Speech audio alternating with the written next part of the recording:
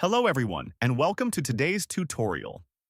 In this video, I'll guide you through the steps to delete a video from your YouTube channel using the YouTube Studio app on your mobile.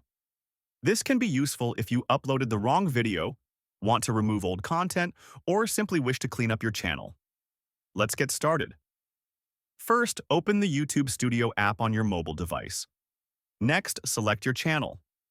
From the dashboard, tap on the Content option to view all of your uploaded videos. Now, find the video you want to delete. On the right side of that video, tap on the three dots. From the menu that appears, tap on Delete. A confirmation will pop up.